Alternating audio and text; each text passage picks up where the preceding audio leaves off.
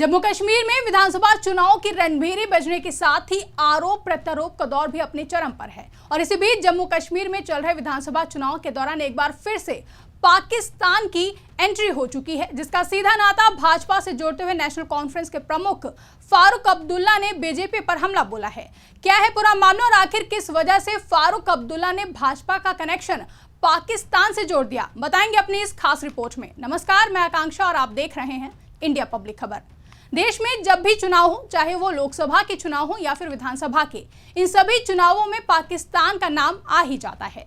अब आप सोच रहे होंगे कि भारत में होने वाले चुनावों में पाकिस्तान का कैसा रोल, हम आपको समझाते हैं। दरअसल जब जब चुनाव होते हैं तो भाजपा हो चाहे कांग्रेस या फिर अन्य राजनीतिक पार्टियां, इन सभी पार्टी के नेता अपनी अपनी चुनावी रैलियों में पाकिस्तान का जिक्र करते हुए जरूर देखे जाते हैं और अपनी विरोधी पार्टी का पाकिस्तान से कनेक्शन जोड़ते हुए एक दूसरे पर हमलावर होते हुए भी देखे जाते हैं। इसी बीच एक बार फिर जम्मू कश्मीर में पाकिस्तान ने दस्तक दे दी है। दरअसल चुनावों के दौरान होने वाली चुनावी रैलियों और जनसभाओं में अक्सर देश के प्रधानमंत्री नरेंद्र मोदी या फिर केंद्रीय गृह मंत्री अमित शाह समेत भाजपा के अन्य नेताओं को पाकिस्तान का जिक्र करते जरूर देखा जाता है। और बात जब जम्मू कश्मीर में होने वाले विधानसभा चुनाव की हो तो भाजपा लगातार पाकिस्तान का जिक्र करते हुए कांग्रेस और नेशनल कॉन्फ्रेंस पर हमलावर है और इंडिया गठबंधन से जुड़े हर नेता का पाकिस्तान से लिंक निकालने में भी लगे हुए हैं। इसी बीच अब नेशनल कॉन्फ्रेंस के चीफ फारूक अब्दुल्ला ने इसे लेकर बीजेपी पर जमकर हमला बोलते हुए कुछ ऐसा कह दिया है जिसकी वजह से राजनीतिक गलियारों में हलचल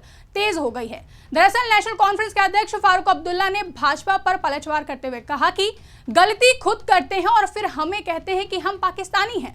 भाजपा वाले हमें बार बार पाकिस्तानी बोलते हैं, ये खुद पाकिस्तानी हैं। भाजपा कहती है कि राहुल गांधी और फारूक अब्दुल्ला के बीच गठबंधन पाकिस्तान के समर्थन से बना है, हमें पाकिस्तान से क्या लेना देना। भाजपा कहती थी कि आर्टिकल 370 आतंकवाद के लिए जिम्मेदार है, लेकिन अब वे सत्ता में है, क्या आतंकवाद खत्म हो गया है? इन्होंने तो जम्मू कश्मीर को भी टुकड़ों में बांट दिया है क्योंकि यह एक मुस्लिम बाहुल्य राज्य है।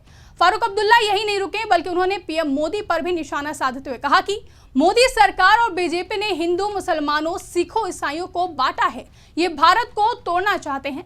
क्या आप भूल गए इन्होंने पाकिस्तानियों को छोड़ा था जो मुल्क के दुश्मन थे। ये कह रहे हैं कि हिंदुस्तान को मजबूत कर रहे हैं, लेकिन ये धोखा देकर अपनी कुर्सी को मजबूत करना चाहते हैं। हालांकि कौन किसको सपोर्ट करता है ये तो वक्त बताएगा, जब 8 अक्टूबर को जम्मू कश्मीर विधानसभा चुनाव के नतीजे आ जाएंगे। बता दें कि जम्मू कश्मीर में जब से कांग्रेस और नेशनल कॉन्फ्रेंस के बीच गठबंधन हुआ है, तब से भाजपा लगातार कांग्रेस और नेशनल कॉन्फ्रेंस के गठबंधन पर सवाल उठाते हुए हमलावर है और लगातार कांग्रेस और नेशनल कॉन्फ्रेंस का लिंक पाकिस्तान से जोड़ते हुए निशाना साध रहे हैं। पाकिस्तान को लेकर पीएम मोदी ने जम्मू कश्मीर के कटरा में रैली को संबोधित करते हुए कहा था कि पाकिस्तान के डिफेंस मिनिस्टर ने इन दोनों पार्टियों का खुलकर समर्थन किया है। उनका कहना है कि आर्टिकल 370 और 35A को लेकर कांग्रेस और नेशनल कॉन्फ्रेंस का जो एजेंडा है वही एजेंडा पाकिस्तान का है। ये वहां के मंत्री बोल रहे हैं, यानी कि कांग्रेस और नेशनल कॉन्फ्रेंस जम्मू कश्मीर में पाकिस्तान का एजेंडा लागू करना चाहते हैं। इनके घोषणा पत्र से पड़ोसी देश बहुत खुश है। वहीं केंद्रीय गृह मंत्री अमित शाह ने भी सोशल मीडिया प्लेटफॉर्म एक्स पर लिखा था कि पाकिस्तान के रक्षा मंत्री का आर्टिकल 370 और 35A पर कांग्रेस और नेशनल कॉन्फ्रेंस के समर्थन की बात ने एक बार फिर कांग्रेस को एक्सपोज कर दिया है। इस बयान ने पुनः यह स्पष्ट कर दिया है कि कांग्रेस और पाकिस्तान के इरादे भी एक हैं और एजेंडा भी। पिछले कुछ वर्षों से राहुल गांधी देशवासियों की भावनाओं को आहत करते हुए हर एक भारत विरोधी ताकतों के साथ खड़े रहे हैं। एयर स्ट्राइक व सर्जिकल स्ट्राइक के सबूत मांगते हो या भारतीय सेना के बारे में आपत्तिजनक बातें करना हो, राहुल गांधी की कांग्रेस पार्टी और पाकिस्तान के सुर हमेशा एक रहे हैं और कांग्रेस का हाथ हमेशा देश विरोधी शक्तियों के साथ रहा है। लेकिन कांग्रेस पार्टी और पाकिस्तान यह भूल जाते हैं कि केंद्र में मोदी सरकार है, इसलिए कश्मीर में ना तो आर्टिकल 370 वापस आने वाला है और ना ही आतंकवाद। जिस पर पलटवार करते हुए नेशनल कॉन्फ्रेंस अध्यक्ष फारूक अब्दुल्ला ने कहा कि उनकी पार्टी कभी भी पाकिस्तान का एजेंडा लागू नहीं करेगी। दरअसल जम्मू कश्मीर में पाकिस्तान की एंट्री कुछ इस तरह से हुई जब पाकिस्तान के रक्षा मंत्री ख्वाजा आसिफ पाकिस्तान के एक न्यूज चैनल से चर्चा कर रहे थे। पाकिस्तानी पत्रकार ने ख्वाजा से आर्टिकल 370 पर एक सवाल किया। इस पर ख्वाजा ने कहा था कि हम भी कांग्रेस और नेशनल कॉन्फ्रेंस गठबंधन की तरह जम्मू कश्मीर में आर्टिकल 370 की बहाली चाहते हैं। साथ ही पाकिस्तान के रक्षा मंत्री ने यह भी दावा किया कि अगर नेशनल कॉन्फ्रेंस कांग्रेस गठबंधन जम्मू कश्मीर में सत्ता में आता है तो आर्टिकल 370 वापस आ सकता है। ख्वाजा ने यह भी कहा था कि मुझे लगता है कि यह संभव है। वर्तमान में नेशनल कॉन्फ्रेंस और कांग्रेस का वहां यानी कि जम्मू कश्मीर में बहुत दबदबा है। घाटी की आबादी इस मुद्दे पर संवेदनशील और संभावना है कि कांग्रेस और नेशनल कॉन्फ्रेंस का अलायंस ही सत्ता में आएगा। अब सवाल ये उठता है कि जम्मू कश्मीर चुनाव में आर्टिकल 370 का मुद्दा आखिर क्यों चल रहा है। तो बता दें कि 2019 में आर्टिकल 370 हटने के पहले जम्मू कश्मीर में विधानसभा चुनाव आखिरी बार 2014 में हुए थे।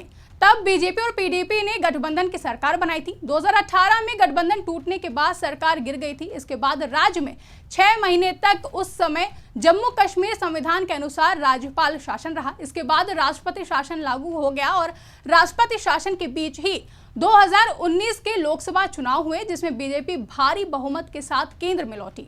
इसके बाद 5 अगस्त 2019 को बीजेपी सरकार ने आर्टिकल 370 खत्म करके राज्य को 2 केंद्र शासित प्रदेशों यानी कि जम्मू कश्मीर और लद्दाख में बांट दिया था। जिसके बाद अब जम्मू कश्मीर में 10 साल बाद विधानसभा चुनाव हो रहे हैं, जिसको लेकर सभी पार्टियां एक दूसरे पर हमलावर हैं। वहीं जम्मू कश्मीर में 3 चरणों में विधानसभा चुनाव होने हैं। पहले चरण में 24 सीटों पर वोटिंग हो चुकी है, दूसरे चरण में 25 सितंबर को और आखिरी चरण में 1 अक्टूबर को मतदान होने हैं। ऐसे में मौजूदा बयानबाजियों को देखते हुए लग रहा है कि जम्मू कश्मीर की लोकल पार्टियों के लिए चुनाव में बेरोजगारी नहीं बल्कि आर्टिकल 370 को वापस करना सबसे बड़ा मुद्दा है और बेरोजगारी दूसरे नंबर पर है। यानी कि एक तरफ बीजेपी जहां जम्मू कश्मीर में जीत का दावा कर रही है, तो वहीं दूसरी ओर कांग्रेस और नेशनल कॉन्फ्रेंस दावा कर रही है कि जम्मू कश्मीर में भाजपा को करारी हार मिलेगी और इसी वजह से भाजपा नेता ऐसे ऊल जलूल बयान दे रहे हैं, जिस पर अब फारूक अब्दुल्ला ने पलटवार करते हुए हमला बोला है। फिलहाल किसके दावे सच साबित होते हैं और किसके दावे फेल होंगे, ये तो 8 अक्टूबर को जम्मू कश्मीर विधानसभा चुनाव के नतीजे आने के बाद ही पता चलेगा। लेकिन अब देखना काफी दिलचस्प होगा कि फारूक अब्दुल्ला के इस बयान पर भाजपा की तरफ से क्या प्रतिक्रिया सामने आती है। फिलहाल फारूक अब्दुल्ला के इस बयान पर आपकी क्या राय है, कमेंट सेक्शन में हमें जरूर बताएं और हमारे YouTube चैनल को सब्सक्राइब करना ना भूलें।